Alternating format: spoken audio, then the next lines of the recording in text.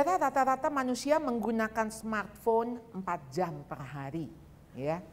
Dan di antara kita semua tidak ada yang tidak punya smartphone, saudara ya. Jadi ini smart yang bikin kita stupid. Jadi kita mengandalkan teknologi sampai-sampai relasi kita, begitu ya, hubungan kita dengan anak, dengan sesama, itu menjadi kendala, saudara. Ya. Sekarang ini anak sedang diasuh oleh games. Games adalah gembalaku, remote control adalah tongkatku, ya, joysticknya ya.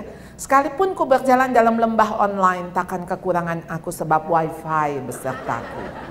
Ya, jadi saudara, memang orang tuh kalau kemana-mana nyarinya ada wifi enggak. Ini yang menyedihkan, saudara. Begitu ngajak anak-anak retret, nomor 1 yang ditanya ke resepsionis, passwordnya apa? Nah saudara, ada yang bernama Theodore Robert Cowell, Ted Bundy, ini ada filmnya juga, ya. Jadi dia lahir tahun 46, dia meninggal di kursi listrik, jadi dia meninggal di penjara, saudara, ya. Waktu usia 42 tahun, ya. Ini other names-nya, ya. Dia membunuh kurang lebih 50 orang, dan waktu dia membunuh, dia pertama kali membunuh tahun 61. Berarti waktu itu dia umur berapa, saudara? 15 tahun, ya. Jadi dia sudah membunuh orang. Apa yang dia ceritakan, saudara? Ya, nanti kita akan melihat, mendengar bagaimana dia bercerita kepada di akhir sebelum dia meninggal, ya, sebelum dia dihukum mati.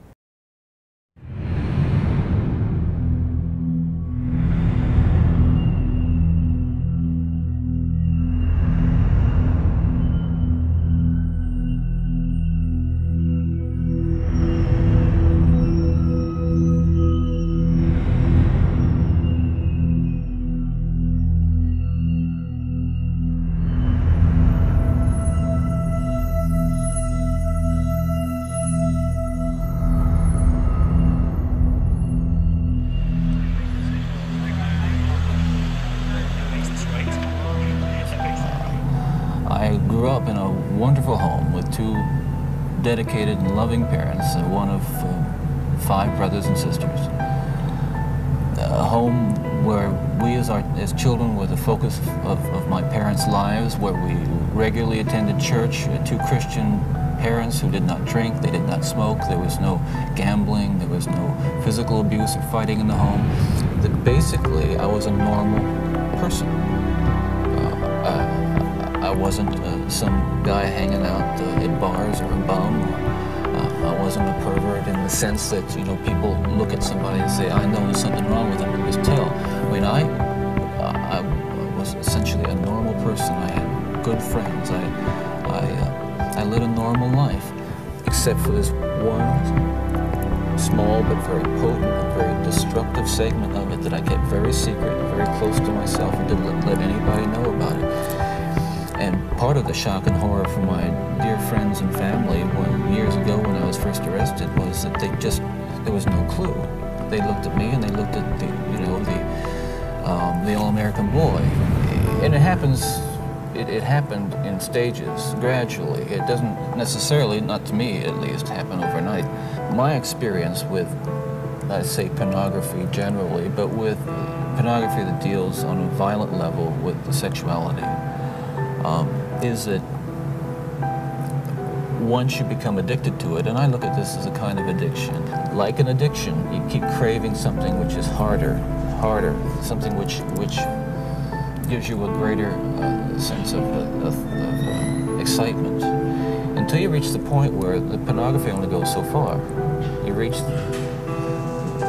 that jumping off point where you begin to wonder if maybe actually doing it will give you that which is beyond just reading about it or looking at it. Listen, I'm no social scientist and I haven't done a survey. I mean, I don't pretend that I know what John Q. Citizen thinks about this. But I've lived in prison for a long time now. And I've met a lot of men who were motivated to commit violence just like me. And without exception, every one of them was deeply involved in pornography, without question, without exception. deeply influenced and consumed by an addiction to pornography. There's no question about it. The FBI's own study on serial homicide shows that the most common interest among serial killers is pornography. Those of us who have been so much influenced by violence in the media, in particular pornographic violence, are not some kinds of inherent monsters. We are your sons and we are your husbands. And we grew up in regular families, and pornography can reach out and snatch a kid out of any house today. He snatched me out of my home. They snatched me out of my home 20, 30 years ago. And as diligent as my parents were, and they were diligent in protecting their children, and as good a Christian home as we had, and we had a wonderful Christian home, there is no protection against the kinds of influences that are loose in the society that tolerates.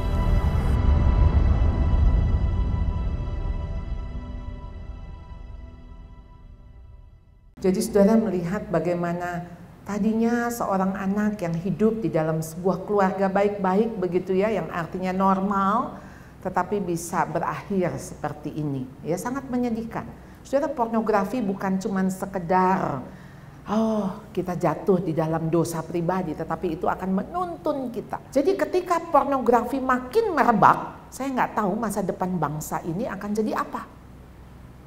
Karena pornografi ini merusak. Kalau kita sempat, nanti kita akan lihat satu klip bagaimana otak dirusak oleh pornografi itu lebih daripada narkoba, ya. Tahukah Anda, otak merupakan bagian tubuh yang paling penting bagi manusia? Sekarang angkat tangan Anda dan letakkan pada dahi. Tepat di situ ada bagian otak yang paling istimewa. Bagian itu disebut prefrontal cortex atau disingkat PFC. Menurut peneliti otak Jordan Grafman, PFC ini hanya ada pada otak manusia, sehingga membedakan kita dengan binatang. Bagian ini diciptakan dan dirancang khusus oleh Tuhan supaya manusia mampu memilih dan memiliki etika. PFC berfungsi seperti pemimpin. Ia bertanggung jawab untuk berkonsentrasi, memahami benar dan salah, mengendalikan diri, menunda kepuasan, berpikir kritis, dan merencanakan masa depan.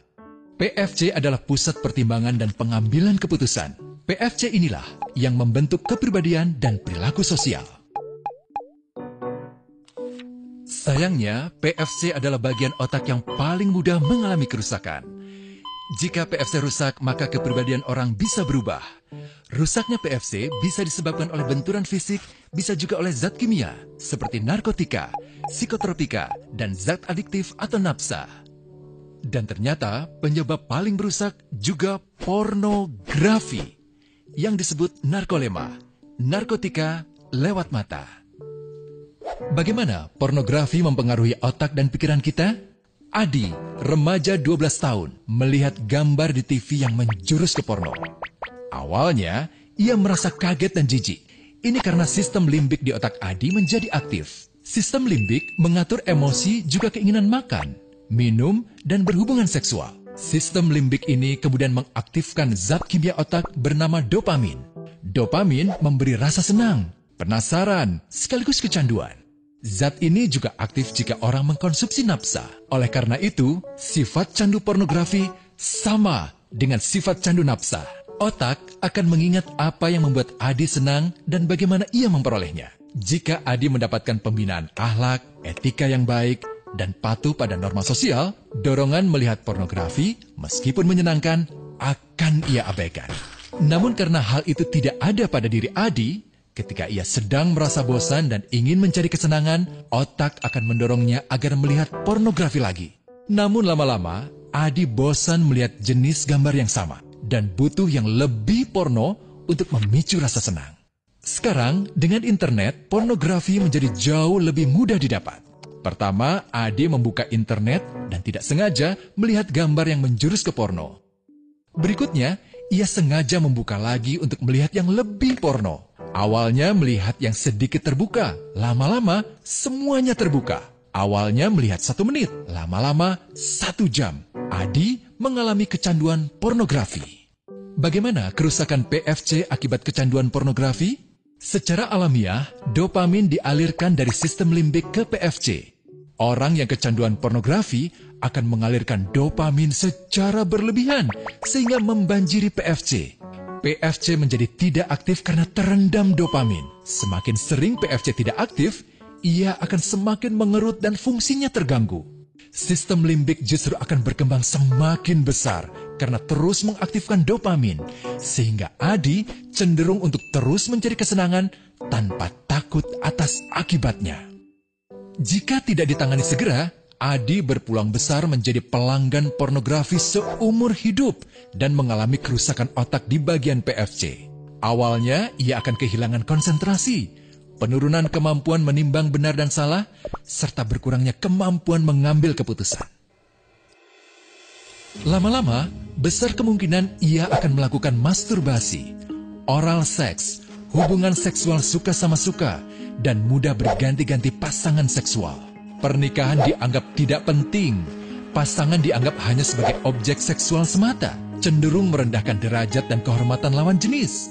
Selera hubungan seksualnya pun tidak sehat dan seenaknya, kasar sampai tega memperkosa. Manusia jadi tidak ada bedanya dengan binatang. Inilah dampak yang terjadi akibat kerusakan PFC. Ahli bedah otak Donald Hilton Jr. mengatakan, jika difoto menggunakan alat magnetic resonance imaging, otak yang rusak akibat pornografi memperlihatkan hasil yang sama dengan otak yang rusak karena kecelakaan. Ia juga mengatakan, berbeda dengan dampak nafsa yang merusak otak di 3 bagian, pecandu pornografi yang sudah melakukan hubungan seks dengan anak-anak mengalami kerusakan otak di 5 bagian. Terbukti, pornografi pada anak lebih bersifat merusak karena PFC belum matang dengan sempurna. Tapi untungnya, otak anak yang belum sempurna ini masih mudah dibentuk. Pengaruh pornografi bisa lebih mudah dihilangkan asal ada usaha untuk memulihkan dengan sabar, terutama oleh ayah ibu, keluarga, dan orang terdekat. Pelajari bagaimana mencegah dan menangani anak yang terkena pornografi. Mari lindungi generasi kita dari bencana pornografi dan kejahatan seksual. Saya kebetulan sih punya anak laki, betul dia main game. Tapi akhirnya banyak hal yang saya harus keluar modal lebih. Dengan beli alat musik macam-macam. Jadi alat musik yang aneh-aneh, saudara. Oh dicoba, dimainin, oh jadi rame-rame. Itu dari alat musik, ngedengerin lagu, tuh lagu banyak banget. Ya sampai... Ya akhirnya juga anak-anak saya tuh seneng juga lagu tahun 50-an, 60-an, kita nyanyi rame-rame. Ya, jadi kita harus spend uang untuk hal-hal yang demi menyelamatkan mereka nggak kesana gitu loh. Iya, anak saya nonton film seneng. Akhirnya saya harus beli film-film yang bagus-bagus. Dan biasa film bagus juga mahal-mahal begitu. Ya harus saya beli. Demi entar ajak temennya nonton begitu ya. Jadi nggak mau, maksud saya gini, harus spend time sama mereka juga. Mau nggak nih orang tua sama-sama? Tapi kan anak sekarang nggak mau ya sama mama papanya ya. Aduh ribet ya, rese ya. Nah jadi bagaimana dong? Ayo dong kita jadi teman yang menyenangkan buat anak-anak. Ayo jadi bisa ngeguyon, bisa ketawa bareng gitu.